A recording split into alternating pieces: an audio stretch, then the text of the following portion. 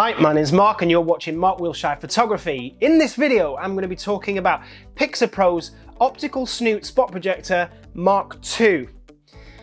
We'll be going into briefly about what an optical snoot is for those of you who don't know, and then we will move on to some beginner's tips so you guys can get cracking with some great shots using your optical snoot.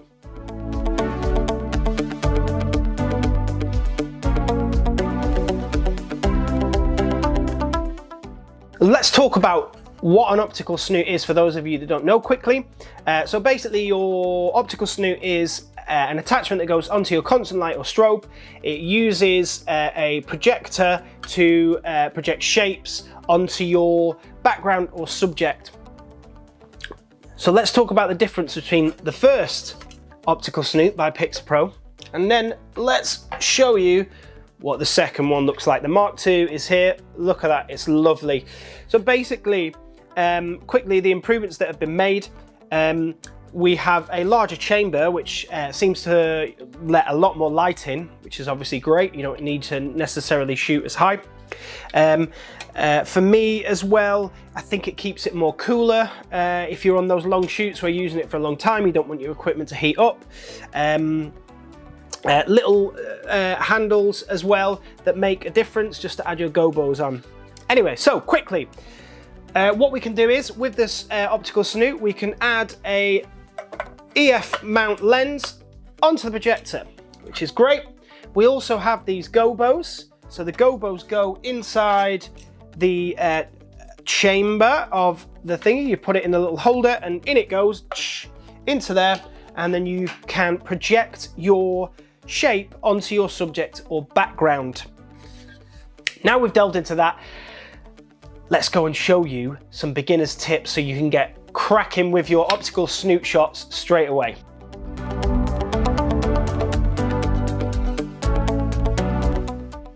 Okay, so tip number one, find a gobo that works for you and what you're shooting.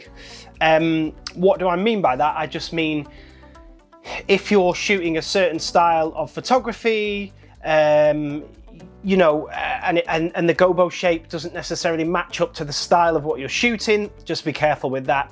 But essentially there's a whole playground of gobos out there on the essentialphoto.co.uk website. There's lots and lots of different gobos to have a look at, purchase and play with. So find one that makes you happy with what you're shooting and crack on. Tip number two, now that you've found your gobo that you want to use, what I recommend doing is using if you are using a studio strobe, it's not so much as a problem if you're using a constant light, but if you're using a studio strobe with the optical snoot, I would recommend using the modeling bulb on your unit, because then you're going to be able to see where the shape will line up. So use that because it's going to help you massively. Tip number three, now that you have your gobo, you've got your modeling bulb on to see how the shape's coming through, the next tip I can give is about the angle of your shape.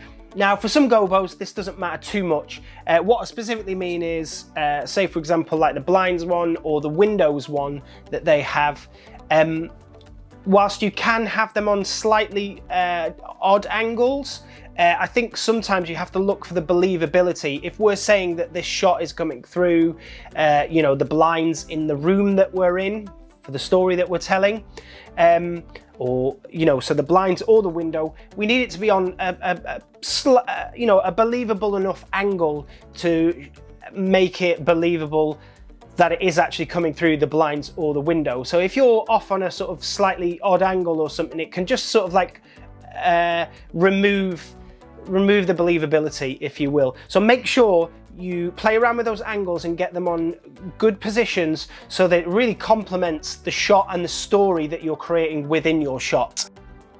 Okay, so the last beginner's tip for me is to have a play around with your focus ring on your lens whilst it's on the projector. So basically that's going to sort of like make the shape become really sharp, or you can soften it by obviously taking the focus away. This can really add to your images by, you know, if you don't want something too harsh, for example, again, on this diagonally one, or I think they have one that's the blinds, sometimes if it's too harsh and too crisp and too sharp, for me personally, I don't always hate it, but more often than not, I like to just soften it a little bit because it complements the image, especially if you are shooting at a sort of wide aperture and you want a sort of softer image. You know, you want the shape to complement what you're shooting. So just have a play around with that, the focus ring, you know, whichever shape you're using, and see if it works. Some gobos you might not need to play around with, but it doesn't mean that you can't. There's always good fun in having a play around with a lot of the things that you can do with the optical snoot to try and further your images. Now you've got those tips for using the optical snoot as a beginner, you can really go out there and create some great images just like that. So don't forget to choose a gobo that looks and works right for you. Use your modeling light on your strobe to help you out in situations where you might want to sort of see and you don't want to keep taking shots and shots and shots to get it right, because it can take a certain amount of tweaking before you get to where you want to be. Then we're going to use the focus ring and also the angle of projection. So use all those to hopefully get yourself off and running with your optical snoot spot projector.